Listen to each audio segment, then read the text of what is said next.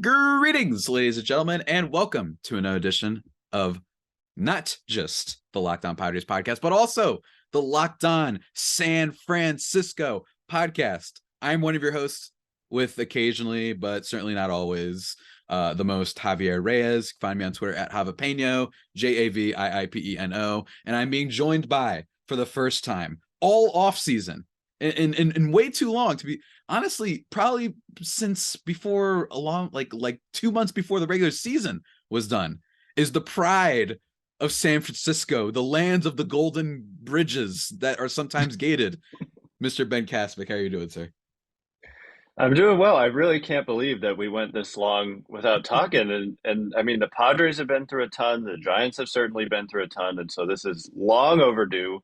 And I'm looking forward to chatting about it and having the season get going soon.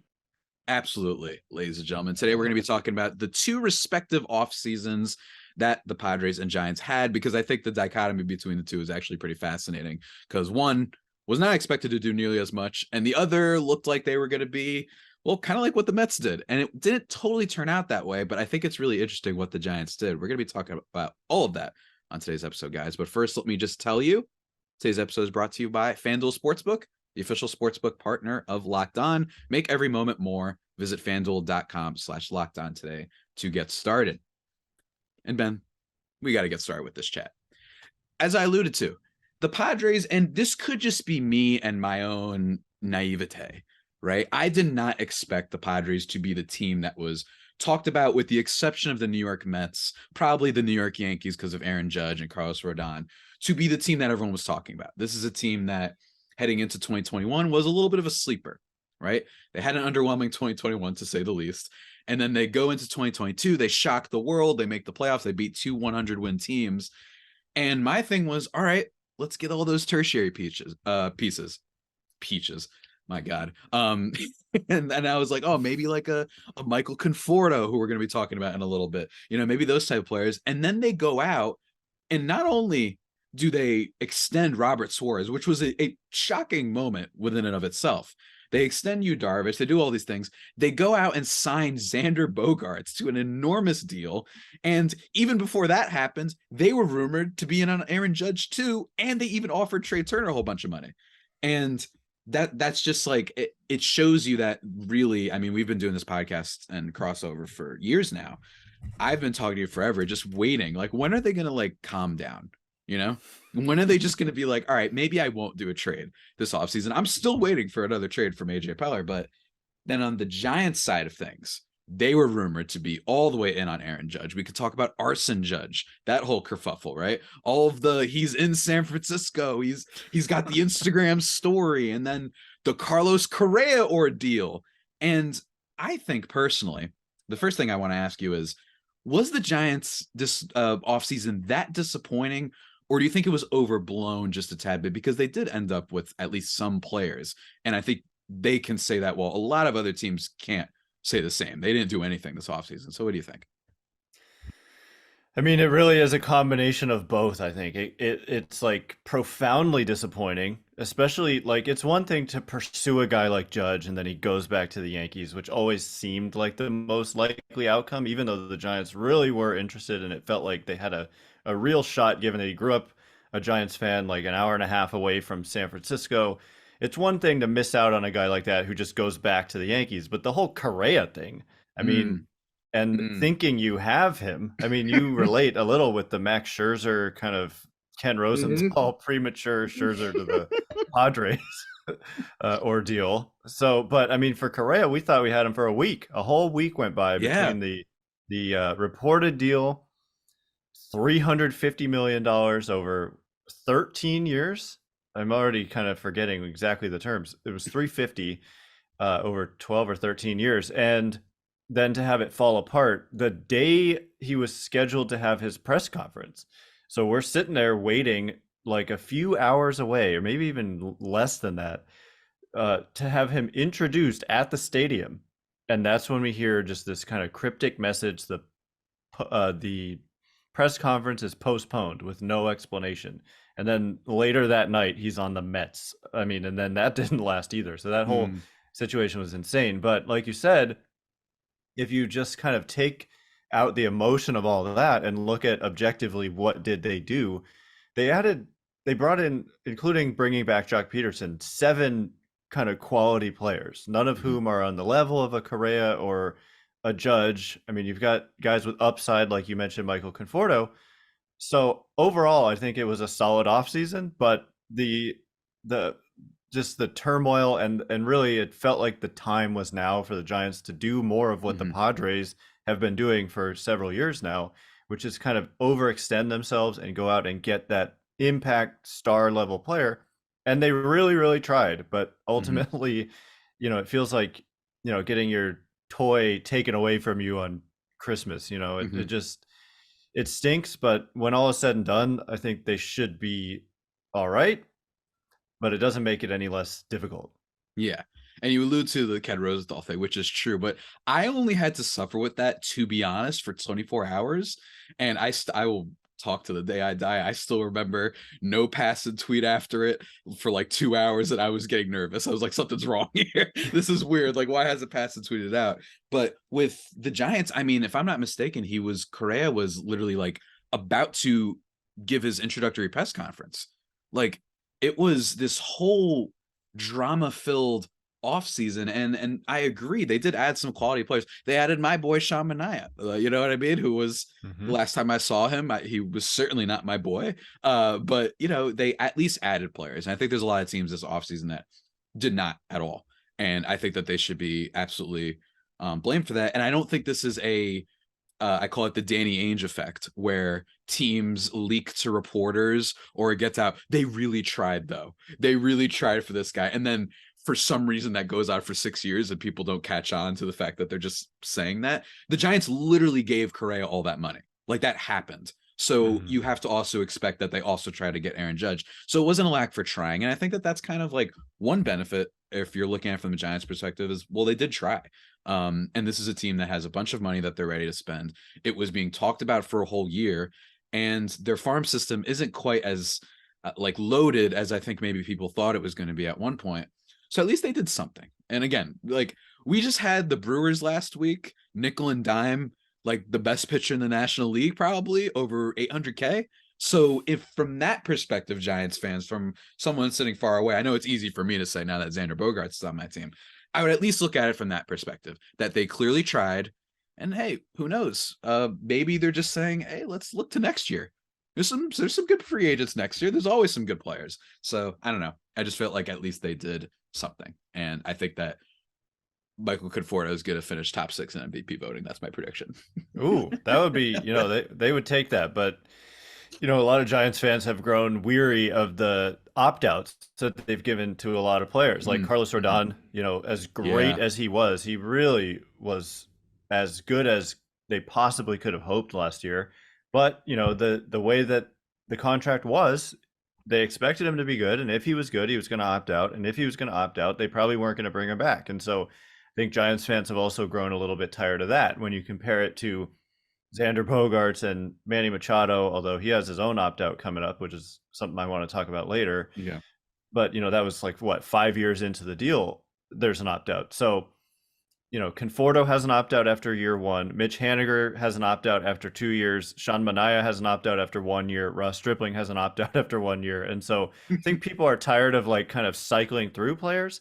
I believe it leads to, you got a season of an ace and you don't have to take on the risk, like with Carlos Rodon, of a long-term deal for pitchers who often break down. Yeah. And so there's like benefits to it, but also from a fan's perspective, you don't get to like grow attached to the players in the same way you do when you find out we've just signed Xander Bogaerts for, what is it, 11 years? $280 million.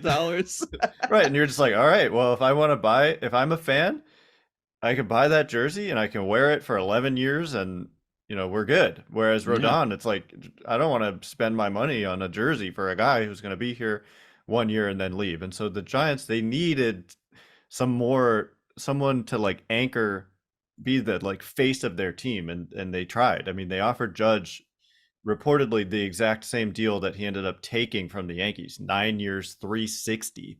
And so Mhm. they did not lowball him at all. That's a record contract in total money and average annual value at 40 million a year, which is just, I mean, That's Bogaerts crazy. and Correa and all these guys, they're in the high 20s in terms of AAV, and they offered Judge 40 a year, and he's already 31. So they did try, They but absolutely did, sir. yeah, They absolutely yeah, did.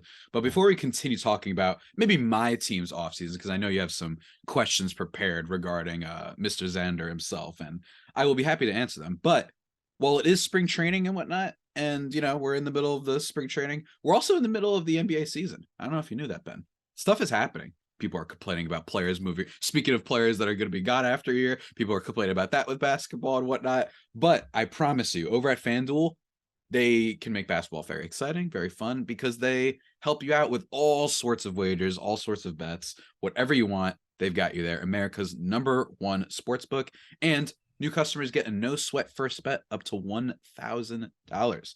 That's bonus bets back if your first bet doesn't win. Just download the FanDuel Sportsbook app. It's safe, secure, and super easy to use. I will be checking that out personally. I'm not the biggest gambler in the world, but they've got everything you want. If you want to bet on Jason Tatum for MVP, go for it. If you want to be a boring person and just bet on Jokic to win MVP, you could do that too. Whatever you want. Maybe you want a sleeper. We got San Francisco Giants bet on here. I don't know. Maybe you want to bet on who the heck is on the Warriors? Jordan Poole to win Sixth Man of the Year or something like that. I don't know, but they've got stuff for you. Let me tell you. So go check that out, guys. No sweat first bet up to $1,000 in bonus bets when you go FanDuel.com/locked on. That's FanDuel.com/locked on to learn more. Make every moment more with FanDuel, an official sports betting partner of the NBA. Then now it's your turn to ask me, because we've spent a lot of time on the Giants, which I would still like to talk about them. I genuinely believe Michael Conforto is going to be awesome. I think that this is, while it is the opt-out thing is a thing, I look at the Padres team and I say, yeah, I mean, you have those reports coming out about Heim Bloom from the offseason, which is another reason why the Xander signing made me so happy. I got to see this Red Sox fans cry. Not only do I get to drink the Dodger fan tears, which I've been doing for like 4 months now, I also get the Red Sox people and Heim Bloom apparently being shocked that he wasn't going to accept like $190 million. Again, incredible stuff going on in baseball from a comedic perspective, if you're twisted like me. But what do you want to ask about the Padres? Because I imagine that, they had a super big offseason, and this is, if you told someone 10 years ago, hey, the Padres are the one, not the Giants, right? Not the T-backs, not the Rockies, the Dodgers a little bit. But if the Padres would be the team, I imagine that would shock a whole lot of people. It would. And my question, I want to take like a big picture view, because what I'm Mhm. seeing from the Padres, and maybe this is just what I'm hoping that I'm seeing from the Padres as a biased Giants fan, Yeah. but I'm seeing some trouble down the road. Not right Mhm. now. I think right Mhm. now with Tatis coming back, we'll see how that goes, how he performs and kind of reintegrates with the team, because I know that he hasn't pleased a lot of people there with his behavior over the last, Mhm. with the motorcycle and the PE, which accident, which motorcycle accident, and then the PEDs.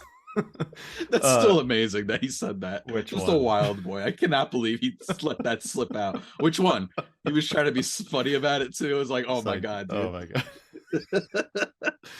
So we'll see how that goes. But I mean, obviously, he's an incredible talent, or he was, and we'll see if he can get back to it when he comes back off the Mhm. suspension. But I'm also seeing, Yu Darvish extended to Yeah. be, he's already pretty old, and you give him a pretty long 5 more years, I think, on top of this upcoming year, so six Mhm. total, right? Mhm. Um, into what is he gonna be, like 42 when the contract expires, something like that. Yeah. And then Blake Snell, is this the last year of his deal coming up right now? Yes, this is the last deal. Or Last year last year. deal, Mhm. last year of Snell, and then Machado has the opt out, and then Soto, who I think a Boris client who they just typically don't agree to extensions before free agency, and so there's a scenario out there where Snell is gone after a year, where Machado opts out, it possibly leaves, they possibly bring him back, but possibly leaves, and then Soto, the Yeah. possibility that he reaches free agency and leaves, and then all of a sudden Xander Bogaerts is in his mid 30s. You Darvish is pushing 40, Mhm, and you've got Tatis. So I just wonder. I know that sustainability. There's like all this articles written about the owner talking about he doesn't want to hear about sustainability and all that. mhm, But I'm just as good as they are now, like 2023 mhm. on paper. Like I guess there's so many questions there. Like, do you think Manny Machado might leave? Is kind of my first question. With this, he said he's going to opt out, and another 5 years that he'd be Mhm. opting out of. What is your feeling about the future of Manny Machado and if he's going to be back in San Diego? I am leaning more towards that he'll stay. I think that the Juan Soto thing, I think that I talked about that. Xander Bogaerts, some of the deals that they've given, one might view that as them hedging their bets, them saying, all right, if we can't bring in Mhm. Manny, we still can go negotiate with Soto. We can negotiate with all these other players, which is fine. I think, though, in the end, I tend to lean on the side of look, Juan Soto, I mean, I think it's good that the Nationals traded him in quotes because I really do think that that team had absolutely nothing. And they have these giant albatrosses in Strasburg and Corbin. And they still offered him that $455 million offer. That's not terrible. This is not like, Brian Reynolds getting offered 6 years, 60 million or whatever the heck it was, right? Like, this is an actual offer. And they said, all right, might not be the best smart baseball decision, but this guy is a superstar. So let's have him stay here. And he declined. I think that that was not a terrible offer. And given all the contracts the Padres have, given Tatis, given Xander Bogaerts, given Darvish, given Musgrove, given all these guys, it wouldn't, and Robert Suarez, it wouldn't surprise me if they're like, all right, we're probably not going to be able to match that. Instead, we're just going to view this as we're going to get 2.5 years of a player. Half of it was a little bit disappointing by his standards, but he was still great. To potentially MVP top three player and not just the NL, but possibly baseball. And we think that's worth it because we want to go for it now. And we're still ready to spend money, even if it isn't on him necessarily. I think Manny wants to stay. I think that it's kind of one of the dumber things we do is overlooking into, oh, he's going to leave. He's going to do. Everyone said Aaron Judge was going to leave. In our own locked on DM, we're like, he's a giant. Like it just happened. Everyone's like, he's a giant. And then he ends up resigning. I think that hometown discount doesn't exist in the sense of they will take significantly less money. I think it exists in the sense where they're like, yeah, I'll listen to you guys first though, because I really do Mhm. want to be here. And you get like the first and final offers. I think that part might be real, but you can't pull what the Red Sox did, right? You can't like say, oh, how about $60 million less to stay? No, I think you could do what happened with Joe Musgrove, who, same thing. Before entering 2021, everyone was wondering, a contract year, are they going to extend him? And they end up doing it. And he probably took like 10 million less, maybe. It depends what would have happened on the open market. But he was cool with that because he truly wanted to stay. So that's kind of how I view it. And even still, 2 years with Soto is still awesome. And I don't know if you saw the Fangraphs list come out today that had Jackson Merrill as a top 10 prospect in baseball, which is awesome. I'm really excited about that for sure. I don't know. I think that in the end, there are some concerns, but I'd rather have those concerns than be some of these other teams that are more concerned with money, unfortunately. But there's an area, there's a universe in which Tatis is what all the things that you said. Maybe they don't bring back Machado. Soto leaves. Darvish doesn't age well. It's possible. And even Xander Bogaerts, this is a guy who only hit 15 home runs last year.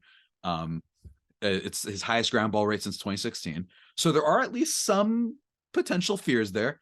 I'm not as concerned because he's been good for like a decade, but even still, there's definitely a world where this turns out poorly. And I don't think the Padres should be so bullish as to do the thing they've been doing on Twitter lately, which is yelling at everyone that voices any sort of concerns about their roster.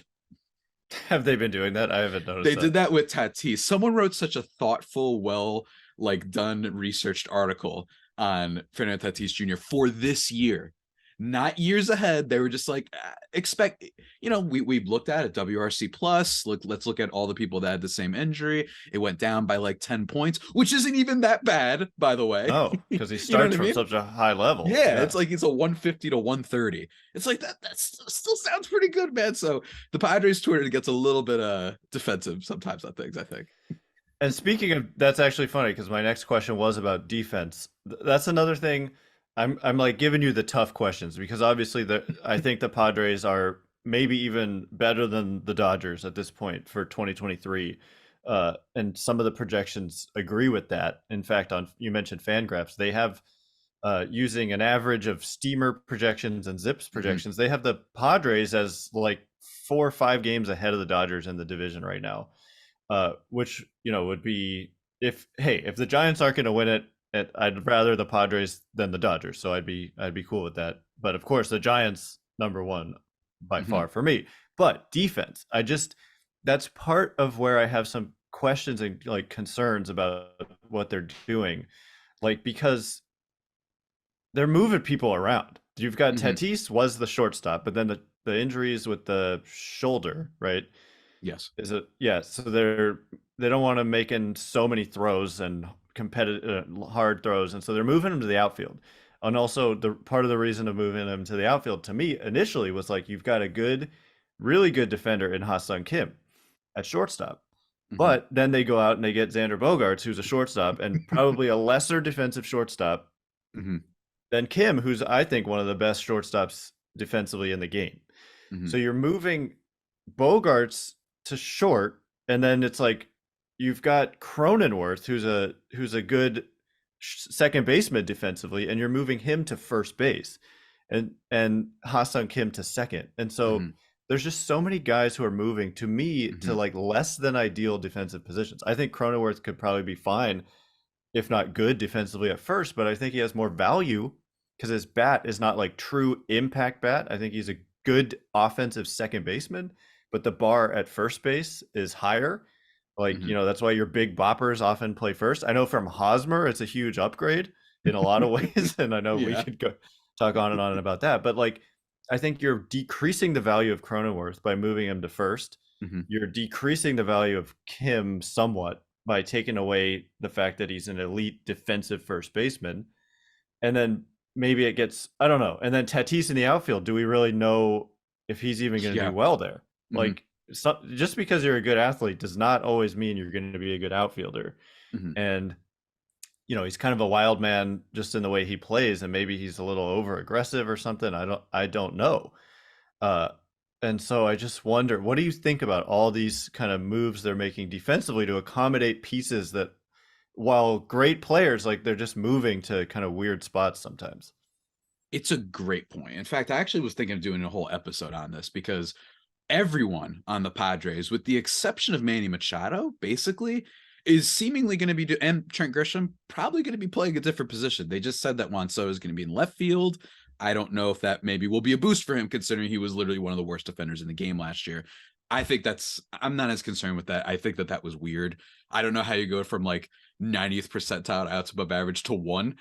It's got to be some sort of middle ground there. I don't know what happened. I don't know if he was lollygagging. I don't know if he was just so excited to be with the Padres he forgot the ball just sailed over his head. I don't know. But with Jake Cronenworth, it's a good point. I still think he can play first decent enough. He's made some good snags before. And like you mentioned, I will literally take a bag of Sun Chips over Eric Hosmer at first base these days, like anything whatsoever. But hey, Josh Bell, not a bad defensive first baseman. So that was one thing about him that I thought was interesting, to see if whether they were going to bring him back. They didn't. Cronenworth, not terrible, though. That's my big thing, right? Outs above average, it's -1. Defensive runs saved, it's -1. Not the worst in the world. I'm really curious to see what he does in a greater sample size, and knowing that he's going to be the first baseman is going to be interesting, even if he doesn't have that typical build or stats and output that first basemen usually do, which is just a ton of power and whatnot. We'll see. Ha-Seong Kim, great question. I don't know what's going to go on there. Again, there's just so many like questions. Where's Matt Carpenter going to play, right? We didn't even talk about him. And they brought in Nelson Cruz to probably be a DH. Or heck, maybe they'll make him play first base sometimes. I don't know. There are a lot of questions there for sure. And with Xander Bogaerts, never been a super stud defensive player. His thing has been, hey, this is a dude who is the steadiest bat, arguably in all of baseball, with the exception of maybe like a Freddie Freeman, guys like that. And last year, the big question with Bogaerts is he had a great defensive year. 5 outs above average, 5 defensive runs saved.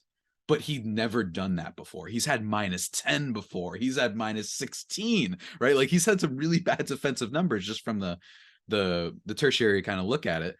So I'm curious to see, did he transform himself, or was this like a random contract year, cleaned up his defense thing? That I'm really interested to see. But Yeah, it shouldn't be something that should be dismissed.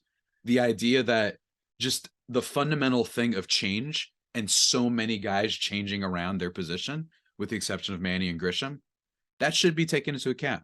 Cronenworth from second to first, Ha-Seong Kim to second base, Xander Bogaerts, I guess, at shortstop, so that'll be interesting. And I'm not even totally convinced that he won't play second. I know that they've said that he's going to play short. I'm not totally convinced that that's the case. I'm curious. Tatis in right field, right? Soto in left field. There's so many different questions, not to mention the bench. So it is the one, arguably the biggest question about the starting lineup. In terms of the tertiary parts, we have to see what happens with spring training. But yeah, it's a great point, man. And I don't think that we should just chalk up all of these guys, especially like you mentioned with Tatis, that the athleticism will just carry him. It just means that there's potential there. I don't know if he's going to be great, and it's definitely a question mark.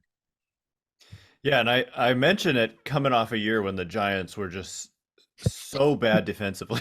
Almost spit out your drink there. I mean, and part of it is like, okay, we obviously know in 2021 the Giants won 107 games, so not a lot went wrong that year. A lot of the same players came into 2022 and just defensively, I mean, in every aspect of their game, but especially defensively, God. they were so bad. Like, Everybody Juan Soto up. type. Wait, go Everybody, real ahead. quick. Everybody, real quick. Go look up. Ben and I did a crossover before the first time the Padres played the Padres. You talked about, are they going to keep this up? Did they just have a good start? And one of the things you mentioned was how bad the Giants defense was in regard to Alex Cobb and why his ERA was inflated. And you Yeah. were like, it's crazy. I just watched these games and it's weird, dumb errors. And so many weird, dumb errors happened that very next series. It was wild. Like, it's like you predicted it. But anyway, if anybody wants to go check that out, It because happened it was all remarkable. season. It was nuts. It was just like kind of uncanny. And so I wouldn't take for granted the possibility of Mhm. weird defensive stuff happening and how it can derail a season. Uh uh when you've got guys in weird defensive spots and maybe spots they haven't played before and spots that are not totally ideal for them. So just something to look out for. I think we both agree. Mhm. I do have another question about the Mhm. Padres, which Go is for the it. starting rotation is weird It in is very that weird. you've got like three kind of good, established frontline type major league starters in Musgrove, Darvish, and Snell. Obviously, extending Darvish, big deal because he and Snell were both going to reach free agency, and now Darvish is locked up, but he is older. Musgrove, I think it was a great extension, local guy, good pitcher, great pitcher, did really well in the playoffs. Mhm. And then Snell. Mhm. Okay, but the question is after those guys, because Yeah. until you just signed Michael Waka Mhm. recently, it was two guys who are like you're taken out of the bullpen to Mhm. put in the starting rotation, and then I'm Mhm. just seeing like it's thin, it's Mhm. thin, and like imagine even just losing one of the big three, but especially imagine losing two of those guys, Snell Yeah. and Mhm. Darvish, go on the IL. What are you looking at then in the starting rotation, and do you think that it's Nick Martinez, right? And Seth Lugo. who's Seth Lugo, who's been a Mhm. reliever for a long time, a good one, Mhm. but it's like it's a gamble to me, and it seems like a lot of risk if there's some injuries in that rotation. There's a lot of domino effect going on with the Padres for sure, especially when it comes to pitching. There's a world in which Drew Pomeranz comes back and he's great. So they're like, all right, cool. We can use Nick Martinez and Seth Lugo as starters. Maybe we do a piggyback thing where they both combined are the fifth starter. That's totally possible. They did that a little bit last year with, I think, with Mike Clevenger at one point. With somebody else. I forgot who was the back end. I think they did that with him and Martinez. So Martinez at least has a little bit of experience, although not great experience. His ERA spikes over 4. It's not as good. He can't get as many strikeouts. Bullpen, he's shown that he was significantly better. And same thing with Lugo. I think it's a domino effect thing. I think if Adrian Morejon comes into spring training and finally can kind of talk about this on my podcast, seize on the talent of his fastball, develop a better pitch mix. I think that could. They just need guys to eat innings and just be effective. Because I think the bullpen could be one of the best in the league. I think a lot of people are projecting that. And then you have, Ryan Weathers, who we haven't seen in forever, and he was a mess in AAA. If videos suggest he has some new, pitching form, right? Like he's got a new stride to it. I don't like overlooking to those things. If that guy steps up, if Jay Groom, who, oh man, if we got anything from the Hosmer trade to the Red Sox, If Jay Groom is literally anything, I will laugh so hysterically all season long. It would be amazing. So really, they're just hoping for someone to come out. But guys like Brent Honeywell, Julio Teheran, feels like the book is out on those guys. But like you said, absolutely. If anything happens, and they were pretty healthy last year, it's something that shouldn't be dismissed. As the Pirates had like a decent amount of health aside from Tatis. Like they were a pretty healthy team overall. They didn't get crippled by injuries so much. So you do have to worry about that. I'd argue every team does, but there is a scenario in which you're like, oh my God, it's Joe Musgrove versus the world. We're starting Julio Teheran tonight against the Dodgers. What's going to happen? So yeah, it's definitely a concern. But I will say, with the aforementioned Jackson Merrill just rising in the rankings, AJ Preller's incapable of not making a trade. You know, he can't help it. He just can't help it. So I think that is another thing that could happen at the deadline, is they can go out, whatever starter is breaking out, whatever Corbin Burns, right? If he's super disgruntled because the Brewers are ridiculous, not impossible. So that's what I would kind of expect.